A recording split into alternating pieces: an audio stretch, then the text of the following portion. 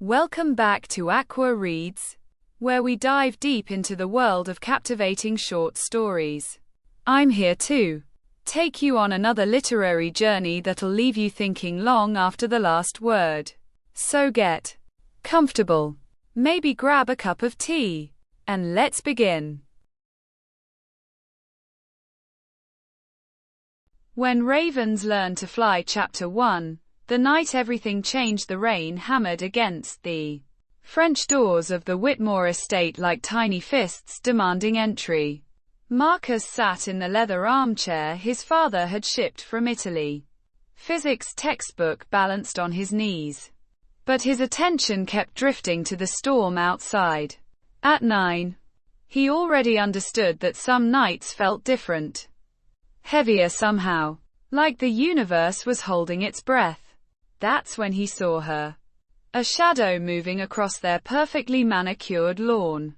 Small and hunched against the downpour. Marcus pressed his face to the glass. And lightning illuminated a girl. Maybe his age. Her dark hair plastered to her skull. Clothes hanging off her like wet newspaper. She moved with the careful, measured steps of someone who'd learned early that the world was full of things that bite. "Mom," Marcus called. But Dr. Claudia Whitmore was already hurrying past him toward the door. Her silk robe billowing behind her like she was some kind of superhero. His father, Judge Robert Whitmore, followed close behind, his expression shifting from concern to determination. They brought her inside. This strange creature who looked like she might bolt at any sudden movement. Water dripped from her onto their Persian rug. And Marcus watched his parents exchange one of those loaded glances that said everything and nothing. "What's your name, sweetheart?" his mother asked, crouching down to the girl's level.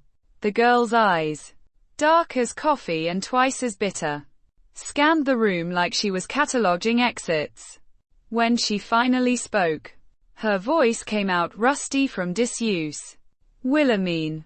That's a beautiful name," Dr. Whitmore said gently. "Is there something shorter we can call you?" The girl considered this for a moment. "Mimi."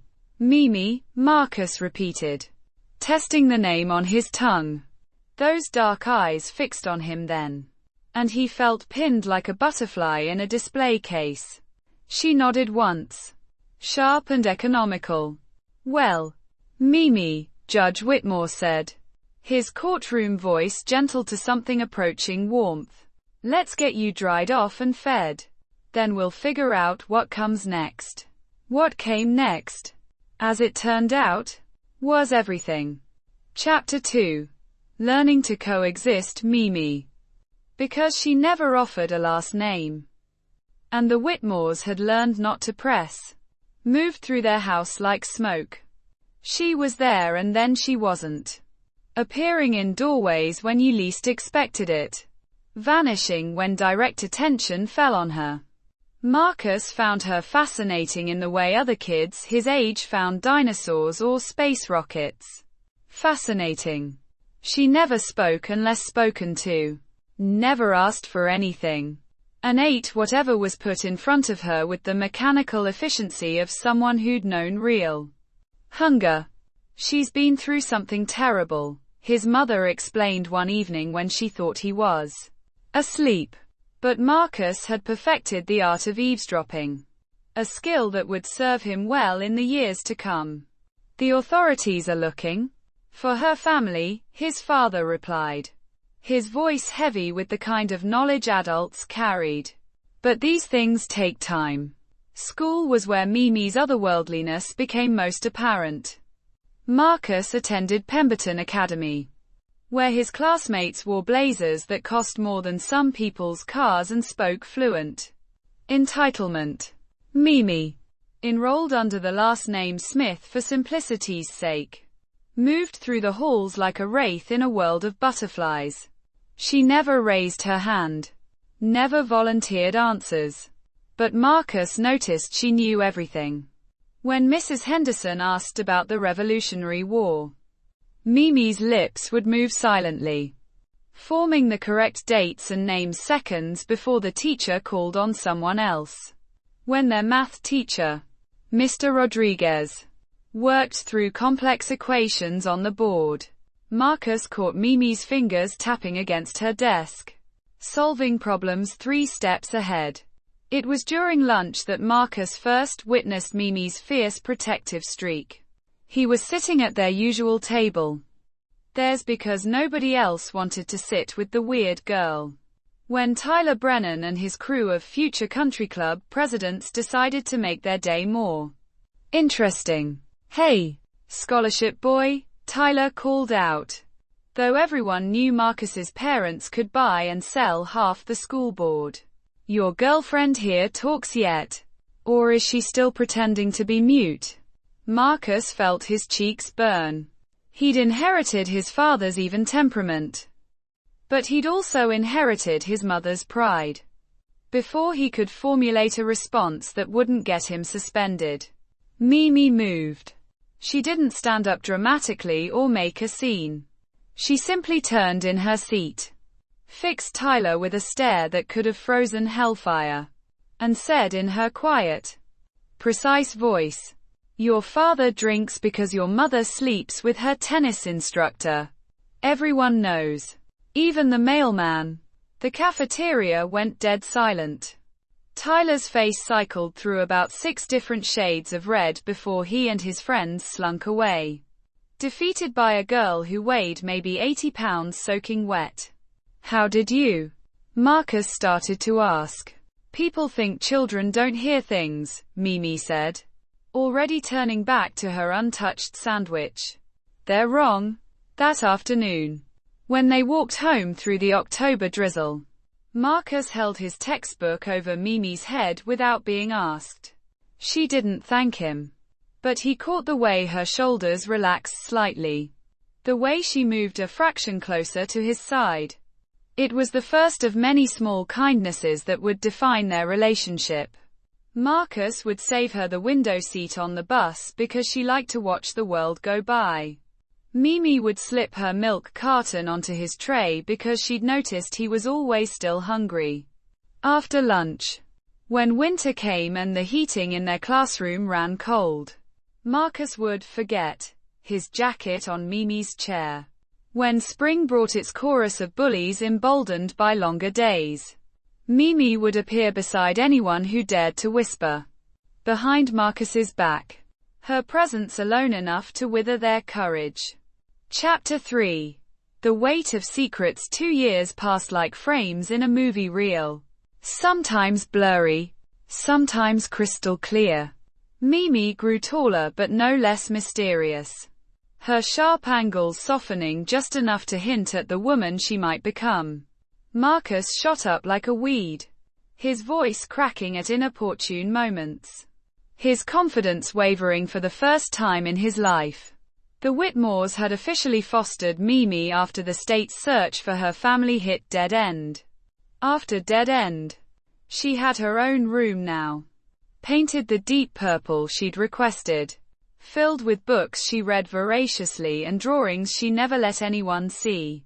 She attended family dinners and school events, participated in the rhythms of their life, but always with that sense of being slightly removed, like she was watching it all through glass. It was at one of these family dinners that everything changed. "We heard back from the private investigator today," Judge Whitmore said carefully, setting down his fork with the precise movement of a man choosing his words. "Mimi, we think we found your parents." Marcus felt the temperature in the room drop 10 degrees. Mimi's face, always pale, went ghostly white.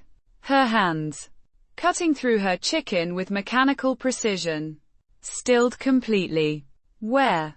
she asked, and her voice sounded very far away. "Detroit," Dr. Whitmore said gently. They're in custody.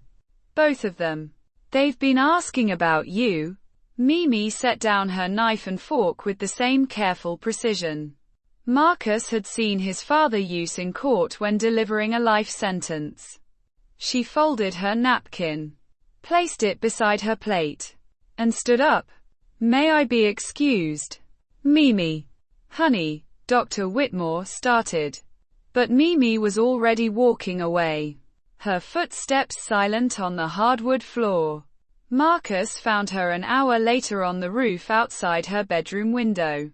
A place she went when the house felt too small for whatever lived inside her chest. She was sitting, with her knees drawn up, staring out at the city lights like they held answers to questions she'd never learned how to ask. "You don't have to go," he said, settling beside her on the shingles. "Yes," she said quietly. "I do." "Why?" Mimi was quiet for so long Marcus thought she might not answer. When she finally spoke, her voice was steady but hollow, like an echo in an empty room. "Because I ran away from them. Because I was 8 years old and I thought I knew better. Because I need to understand why they let me go." Marcus felt something twist in his chest, sharp and uncomfortable. He'd never really thought about Mimi leaving, about their life without her quiet presence in the corner of every room. The idea made him feel sick in a way he didn't have words for yet. "What if they're bad people?" he asked. Mimi turned to look at him then, and in her eyes he saw something ancient and tired. "Then I'll know that too." 3 days later, she was gone. Marcus woke up to his mother crying over coffee and his father making phone calls with the same tone he used for his most serious cases. Mimi had left in the night, taking nothing but the clothes on her back and the money she'd saved from her allowance. She'd left a note on her pillow. 3 words in her careful handwriting. "Thank you, M." The house felt enormous and empty without her. Marcus threw himself into football and academics, earning starting quarterback by his sophomore year and maintaining his 4.0 GPA through sheer force of will. But late at night, when the house was quiet and the shadows fell just right, he'd catch himself listening for footsteps that would never come. Chapter 4. Florida Nights. 8 years later, Marcus stood on the beach in Fort Lauderdale, listening to his fraternity brothers argue about whether to hit another bar or call it a night. Spring break was supposed to be about letting loose, about forgetting the pressure of pre-law and the weight of expectations that followed him everywhere. Instead, he felt restless in his own skin, like he was waiting for something without knowing what. "Dude, there's this club Danny mentioned," Jake was saying, sand sticking to his expensive flip-flops. "Supposed to be where all the locals hang out. Real dive bar aesthetic." "Because that's exactly what we need," Marcus muttered. But he followed them anyway. The rusty anchor looked like it had been decorated by someone with a serious nautical fixation and a limited budget. Christmas lights strung between fake portholes cast colored shadows on the crowd, and the air tasted like salt and bad decisions. Marcus was already calculating how long he'd need to stay to be polite when he saw her behind the bar. 8 years had changed Mimi into something altogether more dangerous. Her black hair was longer now, pulled back in a low ponytail that exposed the elegant line of her neck. She'd gained curves in all the right places, but she still moved with that same predatory grace, like she was always 3 steps ahead of everyone else in the room. She looked up as Marcus approached the bar, and her face went through a series of micro-expressions too quick to catalogue. Surprise, recognition, something that might have been pleasure before she locked it away. "Well," she said, her voice pitched low enough that he had to lean in to hear her over the music. "If it isn't the golden boy himself." Mimi. Her name felt strange on his tongue after so many years of not saying it. "I can't believe. What are the odds?" She smiled then, sharp and knowing. "In my experience, the universe has a twisted sense of humor." Marcus ordered drinks for his friends, but he couldn't bring himself to walk away. Mimi moved behind the bar with economical precision, mixing drinks without looking at the bottles, carrying on conversation while calculating tips in her head. She was magnificent in a way that made his chest tight. "You're staring," she said without looking at him. "Sorry, it's just, you disappeared. We looked everywhere." "I know." She set a beer in front of him, their fingers brushing briefly. "Your parents hired 3 different private investigators. They cared about you. We all did." Something flickered across her face. "I know that too." The night wore on around them, the crowd thinning as closing time approached. Marcus's friends had long since moved on to another bar, another adventure. But he stayed planted at Mimi's bar like a tree growing roots.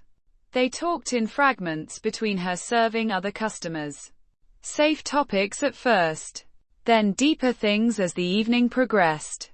"Columbia pre-law," she said, reading his t-shirt. "Of course you're going to be a lawyer like your father. What's that supposed to mean?" "Nothing bad. You always were the type to follow through on things. And you always were the type to run away from them." The words hung between them like a challenge. Mimi finished wiping down a glass and set it carefully in the rack before answering. "Some things are worth running toward," she said finally. "Some things are worth running from." At closing time, Marcus helped her stack chairs on tables while she counted the register. They were alone in the bar except for the cook cleaning the kitchen, and the intimacy of the moment made everything feel charged with possibility. "Come on," Mimi said, grabbing a bottle of whiskey from the top shelf. "There's a place I want to show you." She led him up a narrow staircase to a rooftop deck he hadn't noticed from the street. The ocean stretched out before them, black water reflecting the lights of ships passing in the distance. Mimi sat on the edge of the building, her legs dangling into space, and Marcus felt that familiar spike of concern for her safety. "Isn't this dangerous?" "Everything good is dangerous," she said, patting the space beside her. They shared the bottle between them, the whiskey burning away the years and the careful distance they'd maintained. Marcus told her about college, about the scholarship offers from NFL teams he'd turned down, about the pressure of being Robert Whitmore's son. Mimi listened with the same intense attention she'd always given him, like he was the only person in the world worth hearing. "Your turn," he said when he'd run out of safe topics. Mimi took a long pull from the bottle. "What do you want to know?" "Everything.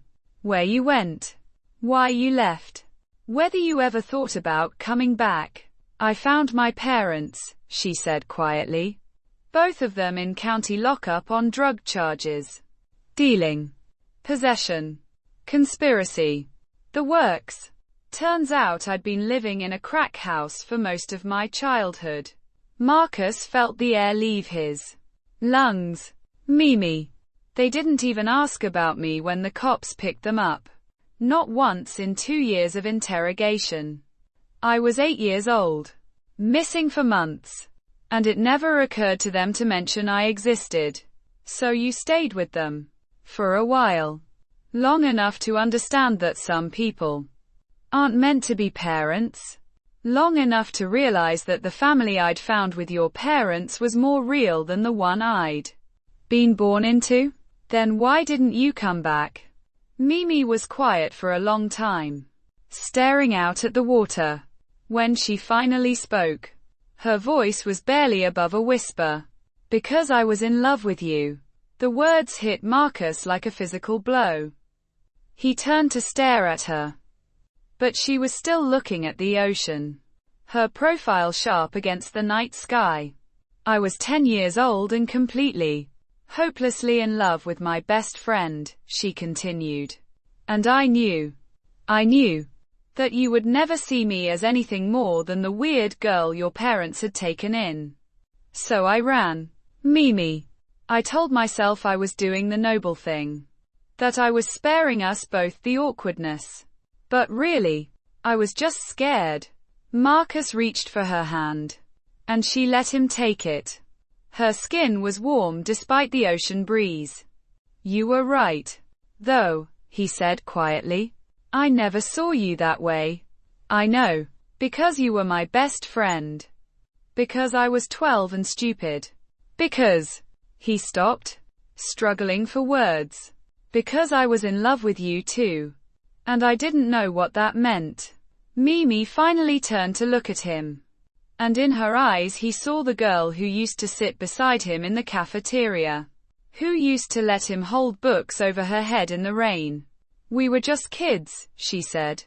But there was a question in her voice. Yeah, Marcus agreed. We were. They sat in silence after that. Hands intertwined. Watching the sun begin to rise over the water. When Marcus's friends finally tracked him down 3 hours later, they found him asleep on the rooftop deck. Mimi's head on his shoulder.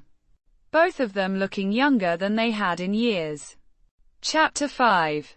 The space between. Marcus spent the rest of his spring break in a haze of rediscovered connection.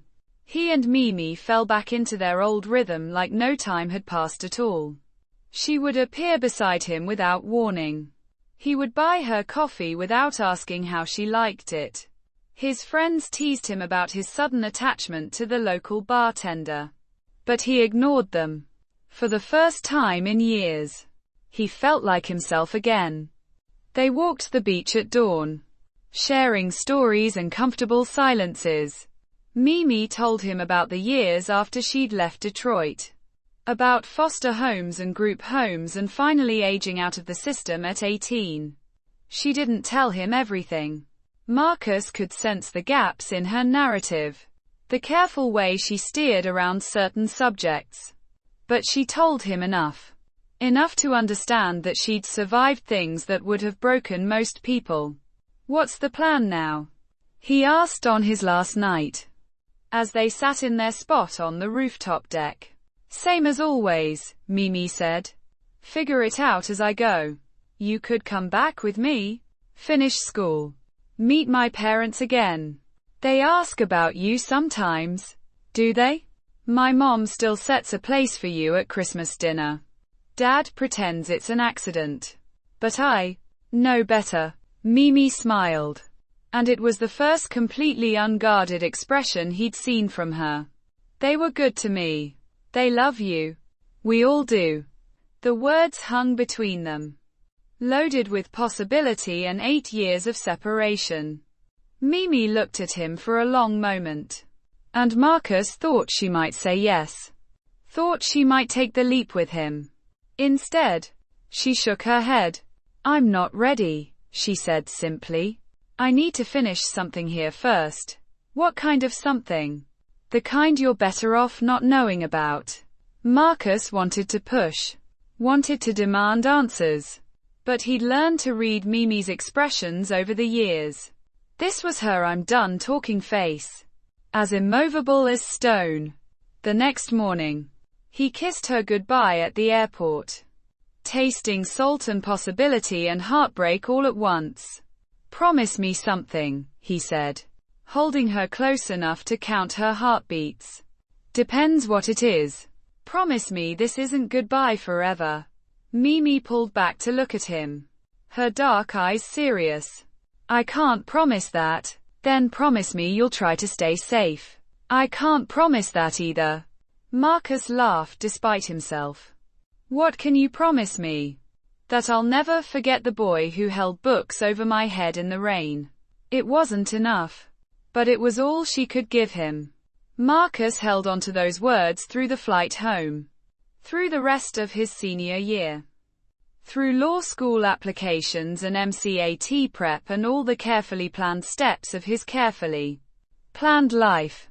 Mimi became a constant ache in his chest. A question without an answer. He threw himself into his studies.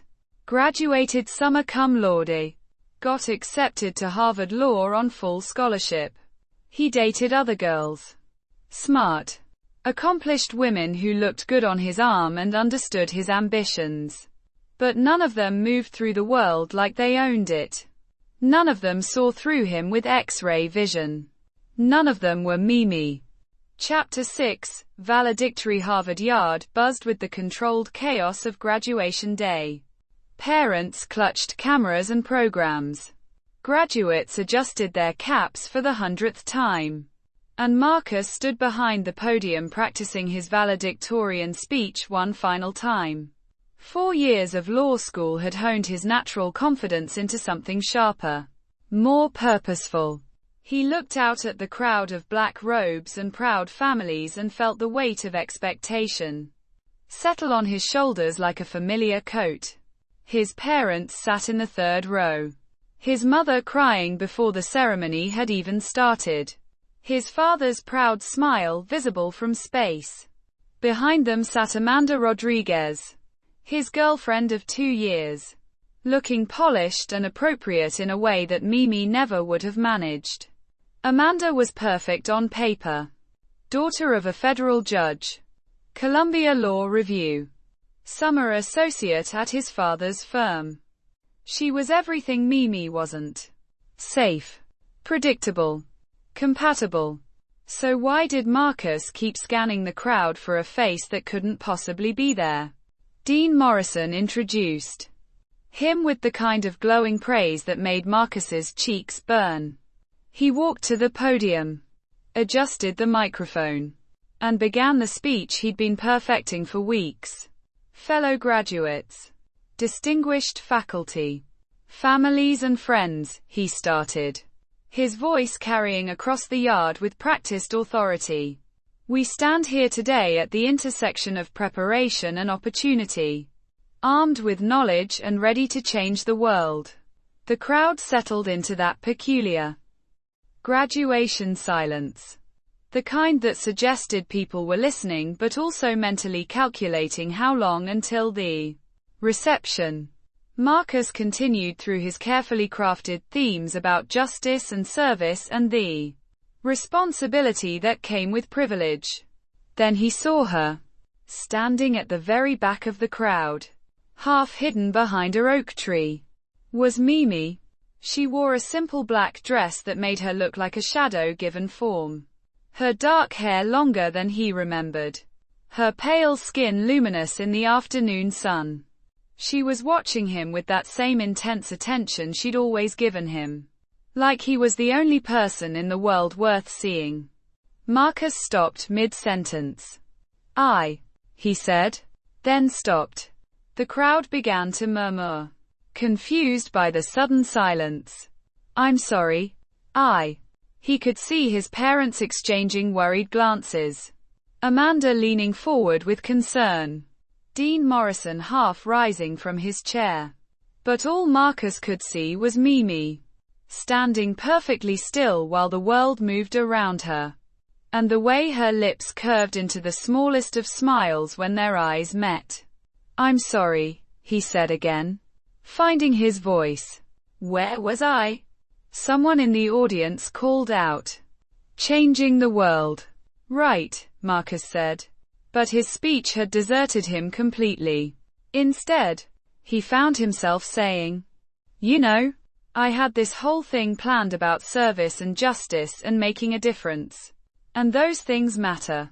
But standing here now, I think the most important thing I learned in law school wasn't from a textbook or a professor. The crowd was fully engaged now, sensing something unscripted and real. I learned that some people come into your life and change everything, even when you're too young or too scared to understand what that means. And sometimes those people disappear, and you spend years wondering what might have been if you'd been brave enough to tell them how much they mattered. Marcus could feel his parents' confusion radiating from the third row. Could see Amanda's face tightening with understanding. But he kept talking. Kept looking at Mimi, who hadn't moved an inch. So I guess what I'm saying is, don't wait. If there's someone who changed your life, tell them. If there's something you need to say, say it. Don't assume you'll have another chance. He wrapped up quickly after that. the rest of his speech a blur of improvised platitudes.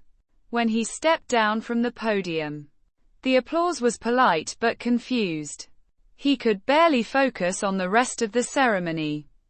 His attention split between trying to spot Mimi in the crowd and fielding concerned looks from his family. As soon as the last diploma was handed out, Marcus pushed through the crowd toward where he'd seen her. But the space behind the oak tree was empty. Nothing but trampled grass to suggest anyone had been there at all. Marcus. His mother's voice cut through the noise. Sweetheart. What was that about?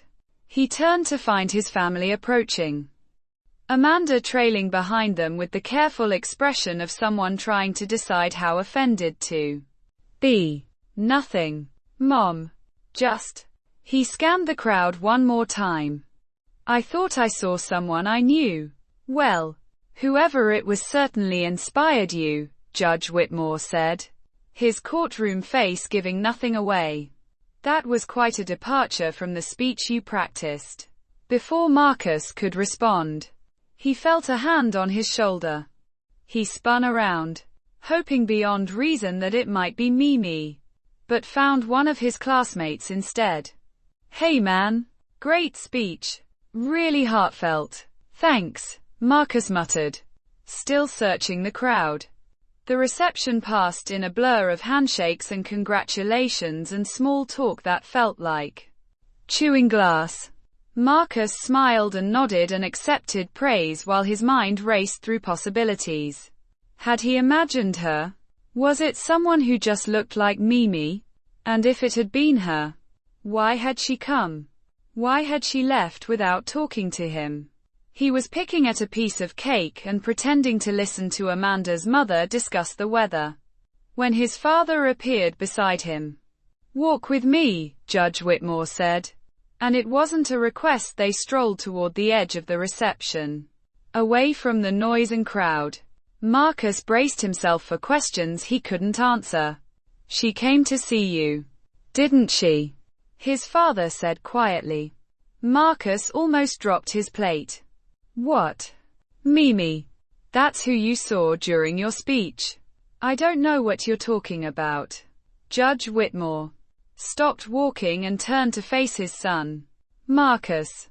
I've been reading people for 30 years. You looked like you'd seen a ghost, and there's only one ghost who could throw you that far off your game. Marcus stared at his father, wondering how much to admit. Even if it was her.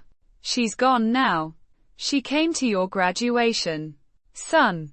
That means something, does it? Because she left without saying a word. Again, Judge Whitmore was quiet for a moment, studying his son's face. You know, your mother and I always wondered if you two might find your way back to each other someday. Dad. That girl loved you. Marcus. Even at 10 years old. It was written all over her face. And unless I'm very much mistaken, the feeling was mutual.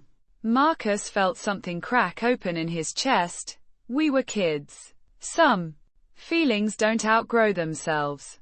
They stood in comfortable silence, watching the last of the reception wind down. Marcus thought about Mimi's face in the crowd, about the way she'd smiled when their eyes met, about the fact that she'd traveled hundreds of miles to watch him graduate and then disappeared without a trace. What am I supposed to do with that? He asked finally. I don't know, Judge Whitmore said honestly. But I know running from it won't make it go away. Later that night, Marcus sat in his apartment staring at his phone. He'd found her on social media. Or rather, found accounts that might belong to her. Though none of them had pictures and all of them were locked down tight. He started and deleted a dozen messages, none of them capturing what he wanted to say. Finally, he settled on something simple. Thank you for coming today. I hope you're well. He hit send before he could change his mind, then stared at the screen until his eyes burned.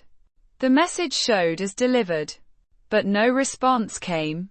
Marcus finally fell asleep with his phone in his hand, dreaming of oak trees and graduation speeches and the girl who appeared and vanished like smoke. Chapter 7, Arrested Development. 6 years later. Marcus adjusted his tie in the rearview mirror of his BMW, preparing for what he expected to be a routine morning at the public defender's office. He'd surprised everyone by taking the PD job straight out of law school instead of joining his father's firm, a decision that had caused 3 months of family dinners that felt like peace negotiations. But Marcus had discovered he liked being the underdog, liked fighting for people who couldn't fight for themselves. It felt more real than corporate law, more like the person Mimi had always seen in him. His phone buzzed with a text from the office. New client in holding. Petty theft. Campbell assigned it to you.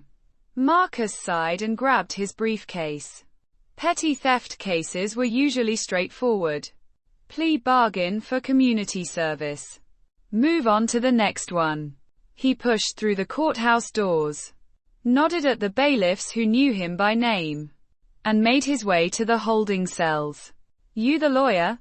Officer Rodriguez asked, looking up from his paperwork. She's been asking for you specifically. Says she knows you. Knows me. Marcus frowned. What's her name? Smith. Wilhelmine Smith. The world tilted sideways. Marcus gripped the edge of the desk, his carefully ordered morning suddenly feeling like a fever dream. Wilhelmine Smith. Yeah? Weird name. Right? She's been sitting in there cool as a cucumber while her cellmates are losing their minds. Real spooky kid. She's not a kid, Marcus said automatically, then caught himself. I mean, how old is she? 26, according to her booking sheet. Picked up for shoplifting a bagel from that fancy place on 5th Street. Owner wants to press charges because apparently she's got a real attitude problem. Marcus felt something between relief and heartbreak settle in his chest. A bagel. Mimi had been arrested for stealing a bagel. Can I see her? She's all yours. Fair warning though. The prosecutor's talking about making an example. Says he's tired of seeing the same faces cycle through. Here. Could be looking at 6 months if she can't make bail. Marcus walked through the security checkpoint on autopilot, his mind racing. 6 months for a bagel seemed excessive even by the standards of an overzealous district attorney. Either Mimi had priors he didn't know about, or someone was having a very bad day and taking it out on petty criminals. The holding cell was exactly as depressing as Marcus remembered from his law school internships. Concrete walls painted institutional green. Fluorescent lights that made everyone look dead. The smell of industrial disinfectant failing to mask human misery. 3 women sat on the metal bench. One crying into her hands. One pacing like a caged animal. And one sitting perfectly still with her hands folded in her lap. Mimi looked exactly the same and completely different all at once. She'd gotten thinner, her cheekbones sharp enough to cut glass, and there were shadows under her eyes that spoke of too many sleepless nights. But she still held herself like a queen reviewing her subjects. Still had that aura of dangerous calm that made other people nervous. Hello, Marcus, she said, as if they'd seen each other yesterday instead of 6 years ago. Hello, Mimi. He pulled out his legal pad, trying to project professional competence. I understand you're in need of representation. I stole a bagel, she said matter-of-factly. I was hungry, and I didn't have $3. That's all. Just a bagel. Just a bagel. Marcus studied her face, looking for the lie. Mimi had always been honest to a fault. Sometimes brutally so. But the circumstances seemed too simple. The prosecutor wants to push for 6 months. That suggests this isn't your first offense. It's not. Want to tell me about that? Mimi was quiet for a long moment. Her dark eyes unreadable. Florida wasn't kind to me after you left. Mimi. I fell in with some people who made bad choices. We made those bad choices together. Nothing violent, she added quickly. Just redistribution of wealth from people who had too much to people who had too little. Robbery. Theft. There's a difference. Marcus rubbed his temples, feeling the beginning of a headache. How many priors are we talking about? In Florida. 4. 2 for shoplifting.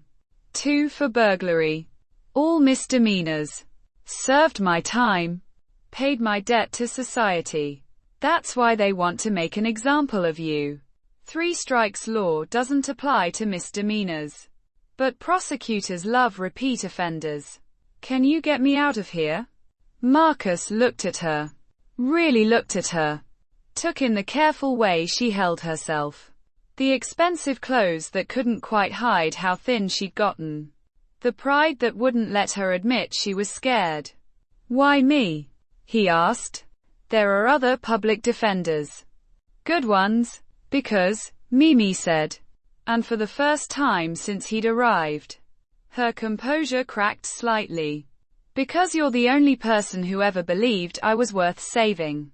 The words hit Marcus like a physical blow. He closed his legal pad and leaned forward. Lawyer mode temporarily forgotten. Mimi. What happened? After graduation. After Florida. Where have you been? Here and there.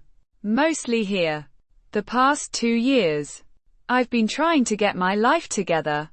But it turns out that's harder than it looks when you have a record and no references and gaps in your employment history that you can't explain without admitting to felonies. So you stole a bagel. So I stole a bagel. She smiled wryly. Not my finest moment.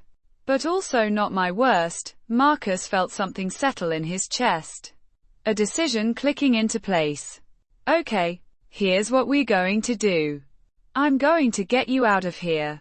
And then we're going to figure out the rest. I can't pay you. I'm a public defender. That's literally the point. Marcus. Mimi reached through the bars and touched his hand briefly. I need you to understand something. I'm not the girl you remember. I've done things. I don't care. You should. But I don't. Marcus closed his fingers around hers, feeling the familiar spark of connection. You came to my graduation. Why? Because I wanted to see you succeed. Because I wanted to know that one of us made it out okay? And then you left without saying goodbye. Again. Because you had a whole life there. A girlfriend. A family. A future all mapped out. I didn't want to complicate that.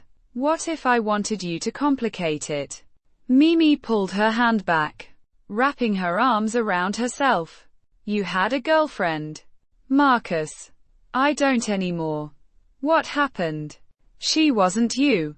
The words hung between them, heavy with 6 years of separation and all the conversations they'd never had. Mimi stared at him for a long moment. And Marcus saw 100 emotions flicker across her face before she locked them away. Don't, she said quietly. Don't what? Don't look at me like I'm someone you can save. Don't make this about some childhood fantasy. I'm not the girl who lived in your house and went to your school. I'm a career criminal with a record and trust issues who just got arrested for stealing breakfast. Marcus felt his heart clench. What else? Mimi, what aren't you telling me? Does it matter? Everything about you matters to me. She was quiet for so long Marcus thought she might not answer. When she finally spoke, her voice was barely above a whisper. I had a drug problem. Had. Past tense. 2 years clean. But that's not exactly something you put on a resume. What kind of drugs? The kind that make you forget things. The kind that make the noise in your head stop. She looked up at him then, and her eyes were full of old pain. I told myself it was just to get by.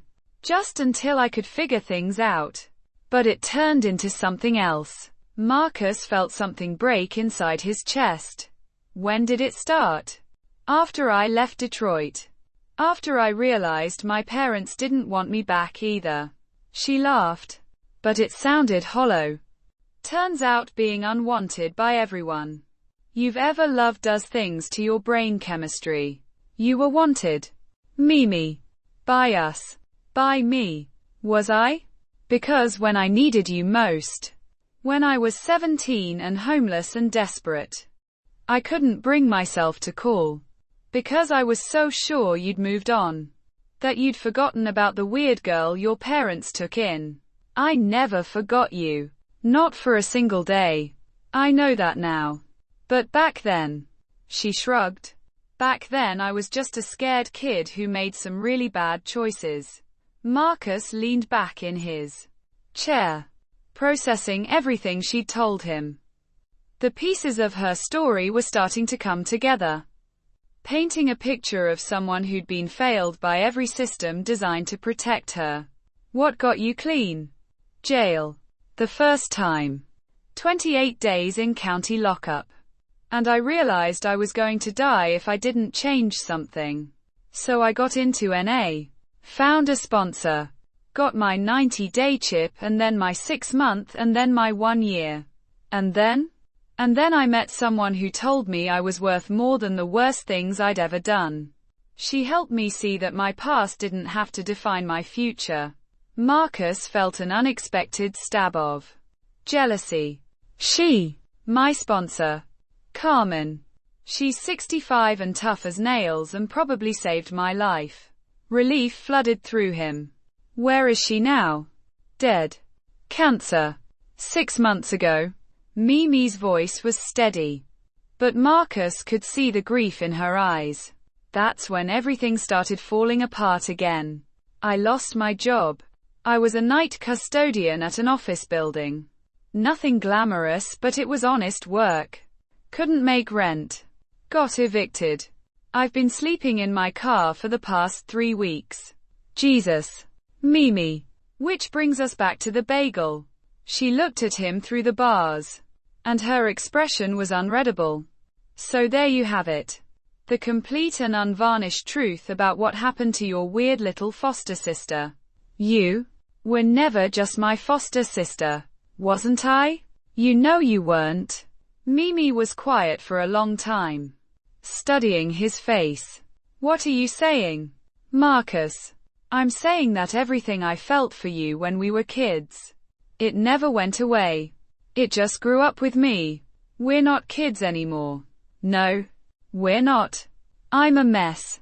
So am I. I have a criminal record and a history of substance abuse and trust issues that would make a therapist rich. And I have a savior complex and daddy issues and a tendency to fall in love with girls who run away from me. Despite everything. Mimi smiled. We're quite a pair. We always were. She reached through the bars again. This time letting her fingers intertwine with his. If you get me out of here. When I get you out of here. When you get me out of here. What happens next? Marcus squeezed her hand. Whatever we want to happen. That's not an answer. It's the only answer I can give you right now. But I can promise you this much. You're never going to be alone again. Not if I have anything to say about it. Mimi looked at him for a long moment. And Marcus saw something shift in her expression.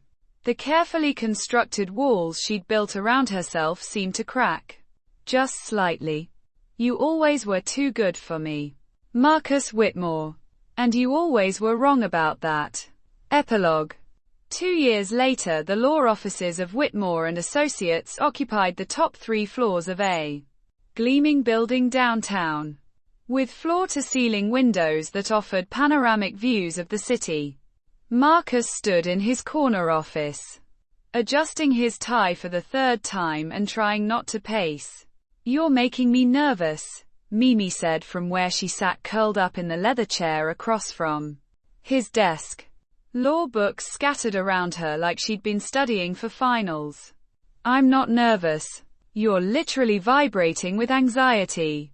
Marcus stopped pacing and looked at her.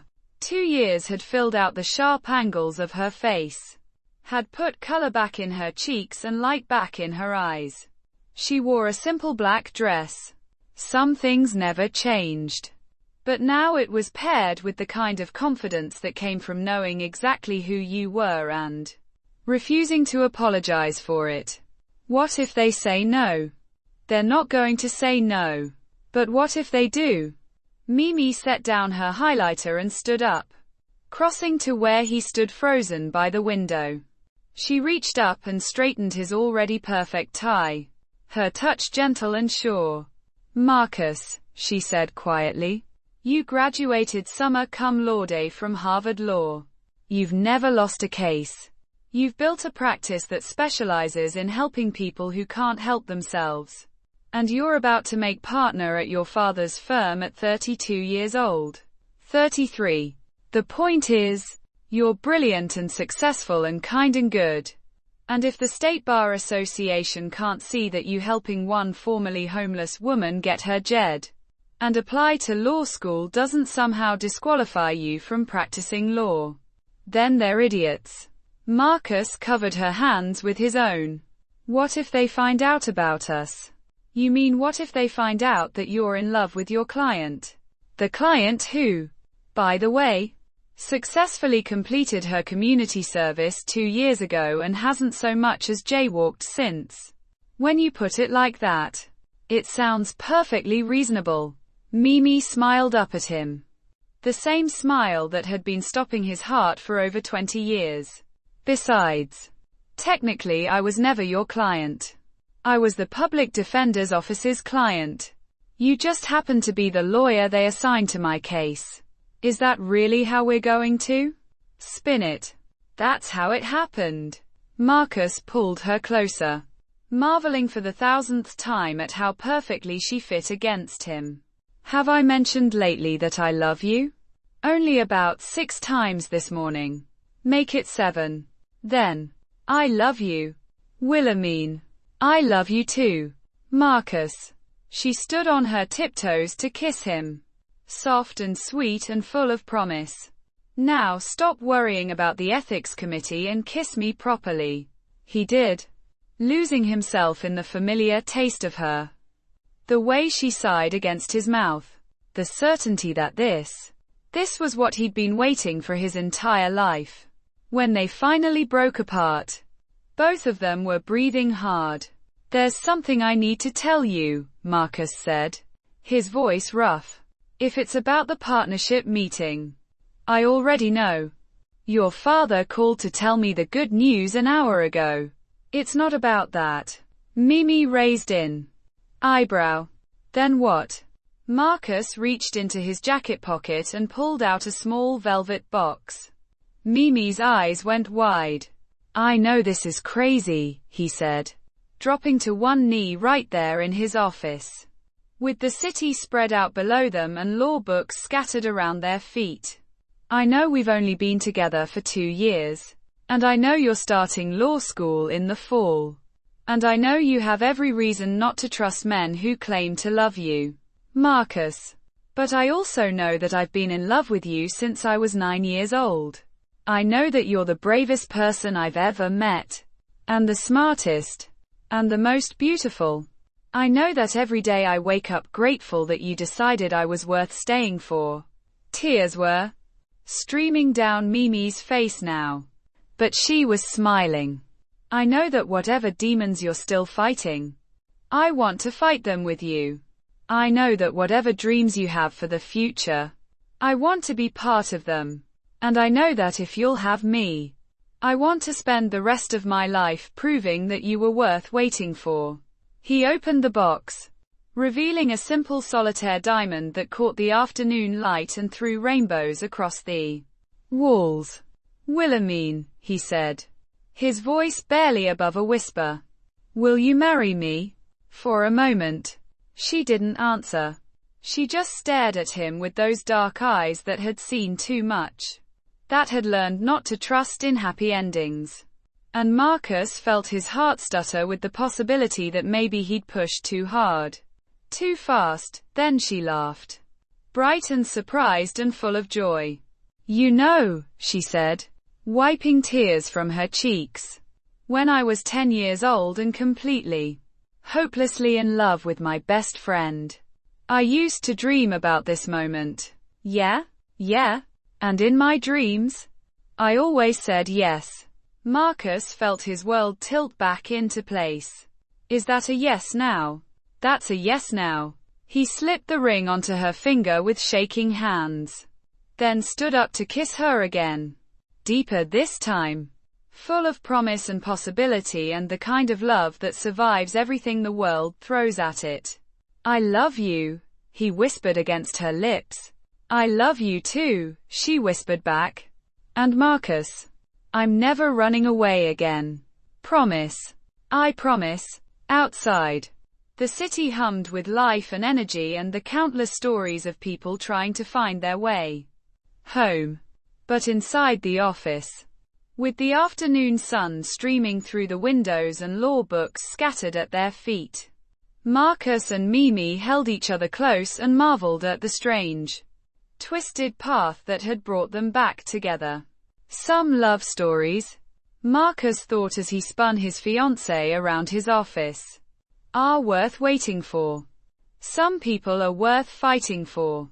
And some promises, the ones made by 9-year-old boys to 8-year-old girls in the rain, are worth keeping forever. In the distance, thunder rumbled across the sky, and the first drops of rain began to fall against the windows. But this time, neither of them ran for cover. This time, they had each other. And that made all the difference. The end. That's a wrap on today's story. If this tale pulled you in like it did me, smash that like button and subscribe for more short stories every week. What should read next? Let me know in the comments below. Until next time, keep those pages turning. Quote.